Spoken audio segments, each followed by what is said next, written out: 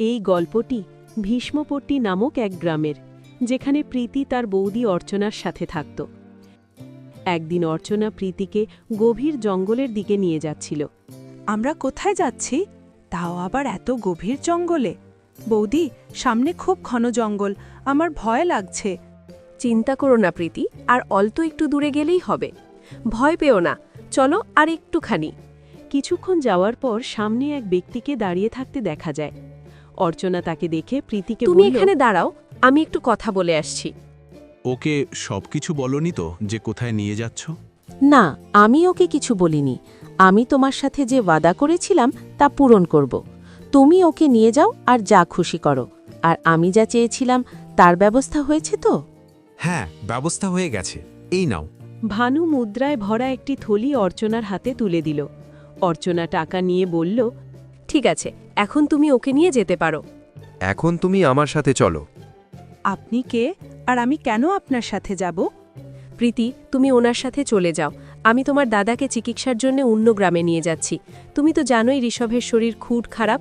দুজনকে নিয়ে যাচ্ছি বলে ফিরতে 2-3 দিন দেরি হবে। ততক্ষণ ওনার কাছে থেকো। উনি আমার কাকা হন, তোমার ভালোভাবে যত্ন নেবেন। গ্রামের লোকেদের ভরসায় তোমাকে একা ফেলে যেতে পারছি না। তুমি কত ছোট আর কত সুন্দর, লোকে এমনিতেই তোমার রূপ দেখে জ্বলে মরে। ঠিক আছে বৌদি, আমি ওনার সাথে যাব, কিন্তু তুমি তাড়াতাড়ি ফিরে এসো। আমি তোমাকে নিতে নিশ্চয়ই আসব। এখন আমি চলি, দেরি হয়ে যাচ্ছে, সাবধানে থেকো। অর্চনা জঙ্গল দিয়ে ফিরে যায়। আপনি আমাকে কোথায় নিয়ে যাচ্ছেন? চলোই না, এমন এক জায়গায় নিয়ে যাব যেখানে তোমার জীবনের সব কষ্ট শেষ হয়ে যাবে। তারা এক বিশাল অট্টালিকার সামনে পৌঁছাল। এত বড় হাবেলি কার? এটা শেঠ গিরধরের। আজ থেকে তোমায় এখানেই থাকতে হবে। ভানু প্রীতিকে নিয়ে গিরধরের সামনে গেল। গিরধর তাকে দেখে খুশি হয়ে বলল, বাহ, তুমি তো খুব সুন্দর মেয়ে নিয়ে এসেছ, আমি আশাই করিনি। হ্যাঁ শেঠজি, আমি 100 সোনার মোহর দিয়েছি, তাও ও রাজি হচ্ছিল না। তবে এখনও চলে গেছে। আপনি এখন একে বিয়ে করে সুখে দিন কাটান। এসব কি হচ্ছে? না, এটা হতে পারে না। বৌদি তো আমাকে এখানে থাকতে বলেছিল। আপনি আমাকে এই বুড়ো লোকের সাথে বিয়ে দিতে পারেন না। তুমি কি বলছো? এখন থেকে আমিই তোমার স্বামী। তোমার রূপের বদলে আমি তোমার বৌদিকে ভালো দাম দিয়েছি। এখন তোমাকে আমাকেই বিয়ে করতে হবে। না, আমার বৌদি এমন করতে পারে না। তোমরা মিথ্যে বলছো। দেখো, সোজাভাবে বুঝে নাও, এখন থেকে এখানেই থাকতে হবে।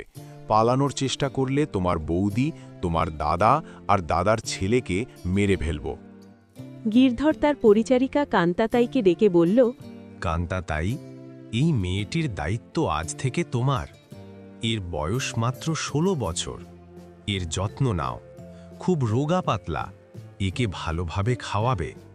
1-2 মাসের মধ্যে ও একটু স্বাস্থ্যবতী ও সমজদার হলে আমি একে বিয়ে করব। কান্তা প্রীতিকে ভেতরে নিয়ে গেল। প্রীতি কাঁদতে কাঁদতে কান্তার কাছে সাহায্য চাইল, কিন্তু কান্তা নিরুপায় হয়ে বলল যে সে কেবল খাবার দিতে পারবে, সাহায্য করার ক্ষমতা তার নেই। কিছুদিন পর গিরধরের ছেলে গৌরব শহর থেকে ফিরে আসে। সে প্রতিদিন প্রীতিকে কাঁদতে দেখে তার কাছে গিয়ে কথা বলার চেষ্টা করে। গৌরব জানতে পারে যে তার বাবা জোর করে এই মেয়েটিকে আটকে রেখেছে এবং বিয়ে করতে চায়। বাবা, এ কি করছে? এই তো আমার বাবার স্বভাব। যেই সুন্দর মেয়ে দেখে তাকেই বিয়ে করতে চায়। এই নোংরামির জন্যই আমি ওনার সাথে থাকি না। প্রীতি, তুমি ভয় পেও না। আমি তোমাকে এই নরক থেকে বের করব। ধীরে ধীরে প্রীতি আর গৌরবের মধ্যে প্রেম হয়ে যায়।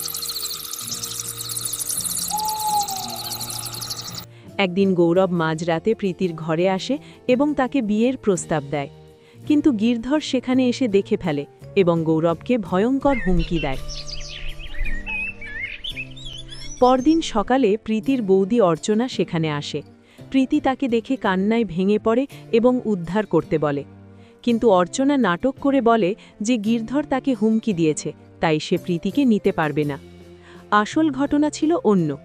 অর্চনা লুকিয়ে গিরধরের কাছে গিয়ে আরও 100 সোনার মোহর, মানে মোট 200 সোনার মোহর নিয়ে প্রীতিকে চিরতরে বিক্রি করে দিয়ে চলে যায়। কান্তা তাই এই সব কিছু দেখে ফেলে এবং অর্চনার প্রতি ঘৃণা পোষণ করে।